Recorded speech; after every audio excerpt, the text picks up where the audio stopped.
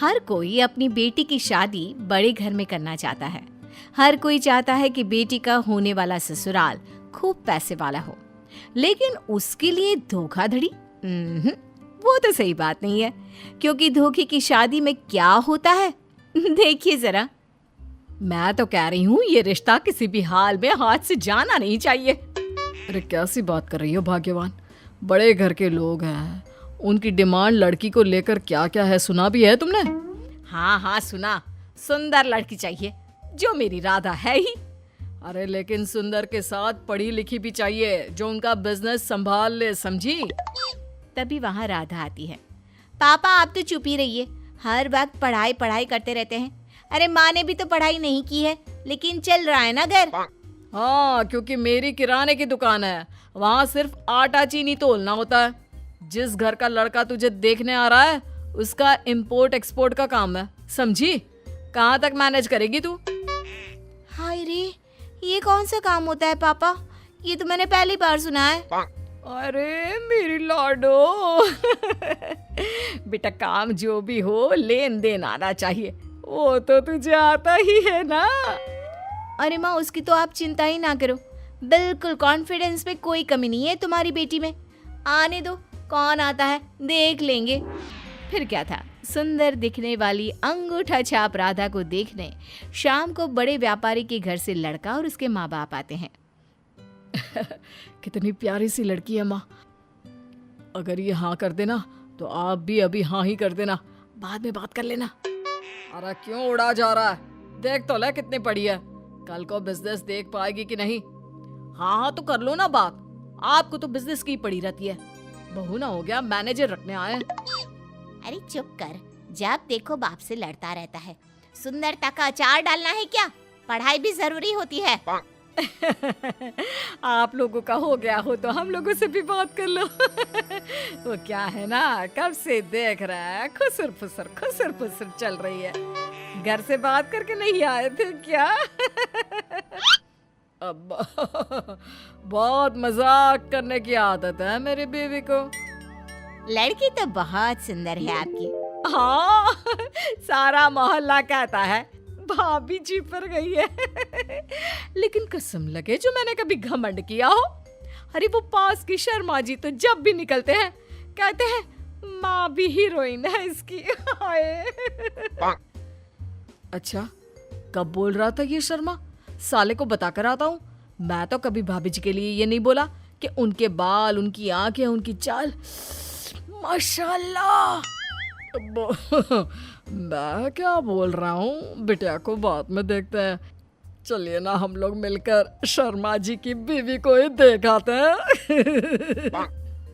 हाँ देखाओ, जाओ, यहाँ बहू देखने आए हैं, लेकिन अपनी सिटिंग बिठाना आप नहीं भूलोगे।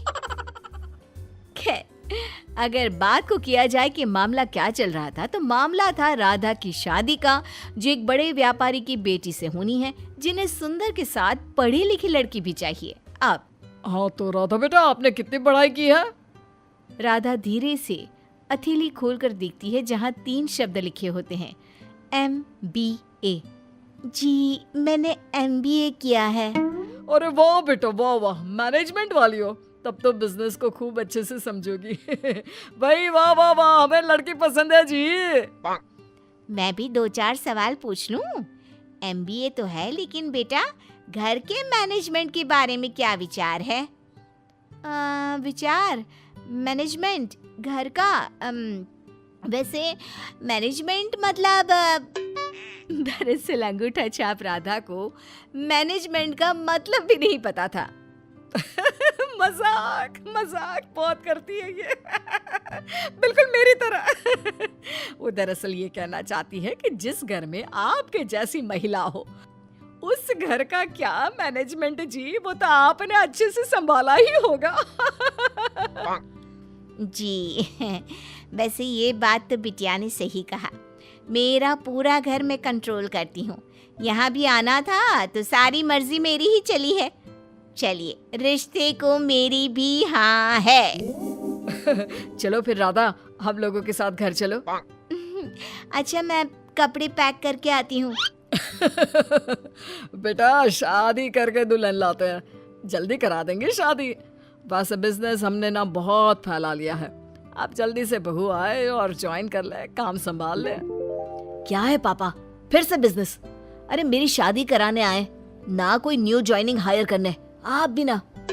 खैर, हो जाती है राधा की शादी एक्सपोर्ट इंपोर्ट का बिजनेस करने वाले मयंक के साथ। फिर क्या, शादी के बाद। हाँ तो राधा बेटा, ये सारी फाइलें जरा देख लेना ध्यान से, और शाम को कुछ भी प्रॉब्लम हो तो बता देना, मैं आगे के लिए भेज दूंगा। पेमेंट कराना है ना। राधा कांपते हाथों से फाइल तो ले लेती है, लेकिन हे भगवान, ये क्या है? इतने सारे कागज एक साथ मैंने कभी अपने रफ रजिस्टर में भी नहीं देखे हैं। ये क्या है? तभी राधा को आइडिया आता है। वो चक्कर खाकर गिर जाती है। हाय रे, मेरी बहू को क्या हो गया? माँ, जूता सूंघा दो, उठ जाएगी। छी छी, नहीं। आ गया होश। कमजोरी लग रही है। वो क्या है ना, लग रहा है कि शादी की थकान है, गई नहीं है। मैं सोने जा रही हूँ। राधा कमरे में चली जाती है और पीछे छोड़ जाती है वो सारी फाइलें जो कि राधा के लिए काला अक्षर भैंस बराबर की थी। शाम को ससुर जी, अरे राधा बिटिया, वो कल से तुमको ऑफिस आना पड़ेगा। कोई फॉरेन से डेलीगेट्स आ रहे हैं। हाय रे, अब ये कौन होते हैं? क्या करने आ रहे हैं? मुझसे क्या क्या पूछेंगे? माँ को फोन करती हूँ। राधा माँ को फोन करती है और सारी बात बताती है। अरे बेटा, कोई आ ही रहा है ना, कोई आता है तो क्या करते हैं? माँ अच्छा खाना बनाते हैं, खिलाते हैं, जाते वक्त गिफ्ट देते हैं। बस यही करना मेरी बेटी। चल बेटा, रखती हूँ। गोलमाल आ रही है ना, मुझे देखना है। अगले दिन राधा ससुर के साथ ऑफिस जाती है और साथ ले जाती है ढेर सारा घर का बना खाना और साथ में कुछ ट्रेडिशनल साड़ी और कुर्ता। वहाँ एक विदेशी कपल खड़ा होता है। ये मेरी बहू है और यही मेरा बिजनेस देखेगी। वेलकम, हम लोगों ने आपके लिए खास खाने का इंतजाम किया है। पहले खाना खा लेते हैं, फिर आगे की बात करेंगे। बहू सभी को खाना खिलाकर उन्हें गिफ्ट देती है। जितना समय बीत जाता है उतना बिताकर जैसे ही काम की शुरुआत होती है, पापा मुझे फिर से चक्कर आ रहा है, मैं घर जा रही हूँ, सॉरी। बहू घर आ जाती है। वो पूरे रास्ते परेशान रहती है कि कहीं सबको उसके अंगूठा छाप होने के बारे में पता ना चल जाए। वो डरती रहती है कि शाम को ससुर क्या कहेंगे। लेकिन शाम को जब ससुर घर आते हैं तो राधा, ओ राधा बहू, कहाँ हो? गई भैंस पानी में, आज तो मैं गई। राधा ससुर के सामने आती है। मान गया बिटिया, आजकल के बच्चों की इनडायरेक्ट मार्केटिंग। क्या हो गया? मिल गया क्या ऑर्डर जिसके लिए बहू को लेकर गए थे?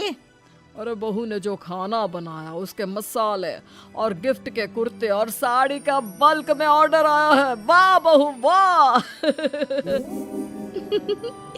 ये सुनकर राधा तो खुश है, लेकिन यही सोच रही है कि ये इनडायरेक्ट मार्केटिंग होती क्या है। राधा दिखने में बहुत सुंदर थी, सबका ख्याल रखती थी और घर के सारे काम भी कर लेती थी, लेकिन उसके अंदर बुद्धिमानी थोड़ी कम थी। उसे किसी भी बात को समझने में और लोगों की तुलना में वक्त कुछ ज्यादा ही लग जाया करता था। इसकी वजह से कमला जी कभी कभी अपनी बहू से बहुत परेशान हो जाती थी। कमला जी का बेटा यानी कि राधा का पति महेश भी राधा से इस बात पर बार बार चिढ़ जाता। एक दिन शाम के वक्त, राधा सुनो, टेबल पर कुछ गंदा सामान रखा है, उसे अच्छी तरह से धोकर साफ कर दोगी ना? जी बिल्कुल, जैसा आप कहें। मैं क्या कभी आपको मना करती हूँ? अरे बहू, लेकिन पहले ठीक से देख ले, कहीं कोई ऐसी चीज ना हो जो धोने वाली ना हो। मम्मी जी क्यों चिंता करती हैं? मैं सब कुछ देख के संभल कर ही करूँगी। राधा जल्दी से जाती है और टेबल पर रखी सारी चीजों को रगड़ रगड़ कर धो देती है। कुछ देर के बाद, अरे ये तुमने क्या किया? टेबल पर रखा हुआ लैपटॉप भी धो दिया? हाँ, आपने ही तो कहा था ना, टेबल पर रखी सारी चीजें धो देना। अरे बहू, लेकिन लैपटॉप भी कोई धोता है क्या? क्या तुम्हें इतना भी नहीं पता, धोने से लैपटॉप खराब हो जाता है? तभी तो मैं ऐसे मोटी बुद्धि की बहू कहती हूँ। काम तो सारा करवा लो, लेकिन क्या करना है क्या नहीं करना, इसे कुछ नहीं पता।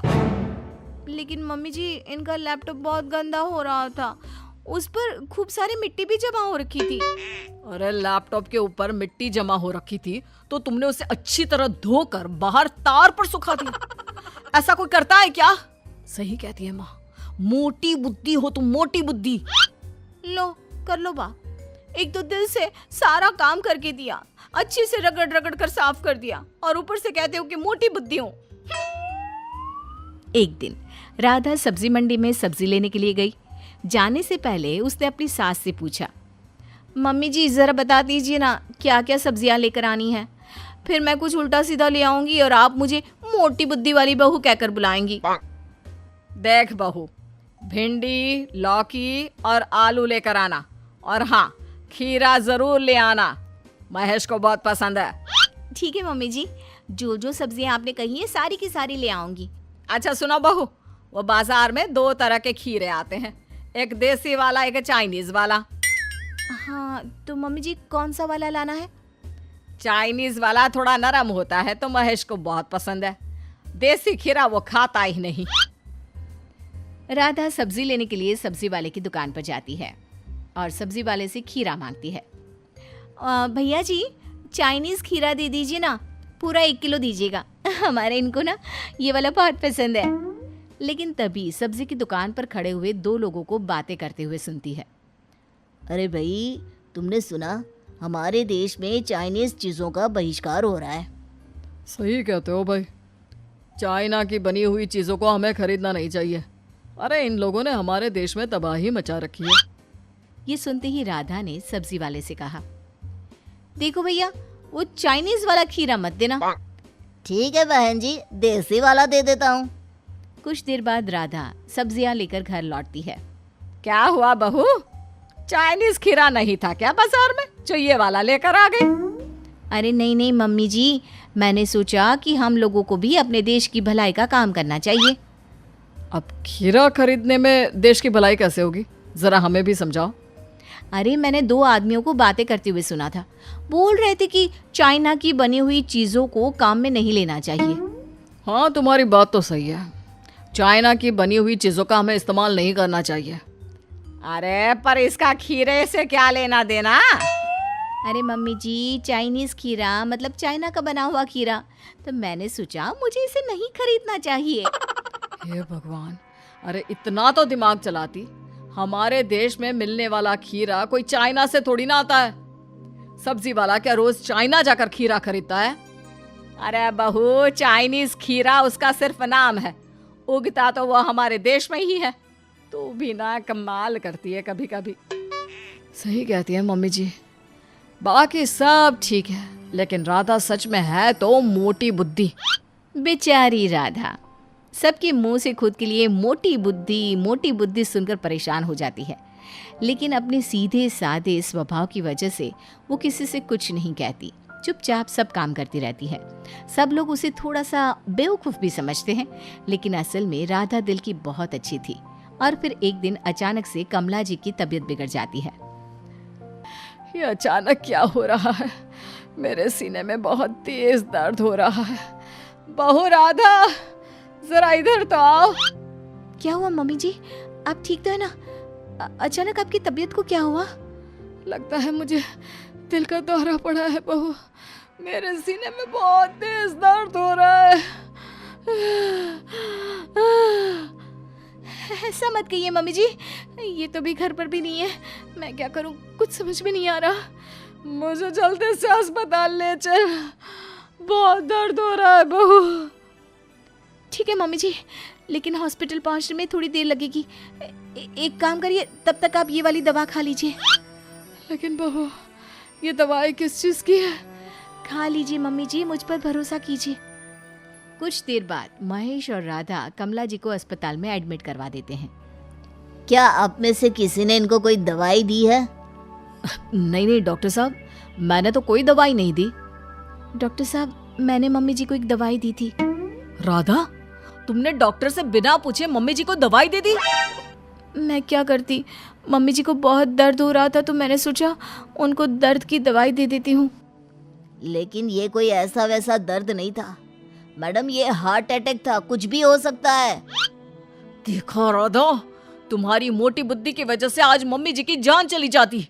तुम्हें जरा तो सोचना चाहिए था। अरे नहीं नहीं, आप अपनी पत्नी को बेकार में ही डांट रहे हैं। पहले मेरी पूरी बात तो सुन लीजिए।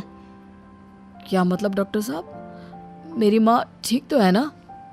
आपकी माँ बिल्कुल ठीक है, और वो भी उस दवाई की वजह से जो इन्होंने उनको दी थी। अगर उस वक्त इनको दवाई नहीं मिलती तो वो बच नहीं पाती। ये आप क्या कह रहे हैं? लेकिन मेरी पत्नी को तो इतनी अकल ही नहीं है कि वो किसी को हार्ट अटैक की दवाई दे सके। आप मुझे बताइए, राधा जी आपने क्या सोचकर अपनी सास को दवाई दी थी?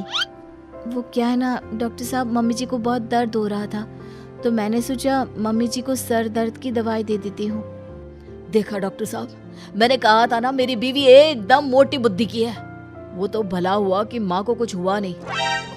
आपकी माँ को कुछ हो भी नहीं सकता था, क्योंकि आपकी बीवी ने जो गोली दी थी वो खून पतला करने की दवाई थी। इसकी वजह से उनको हार्ट अटैक आते आते रुक गया। आपको आपकी पत्नी का शुक्रिया अदा करना चाहिए। मुझे माफ कर दो राधा।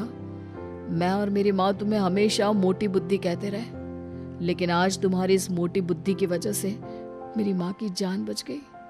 तुम वाकई में बहुत अच्छी हो।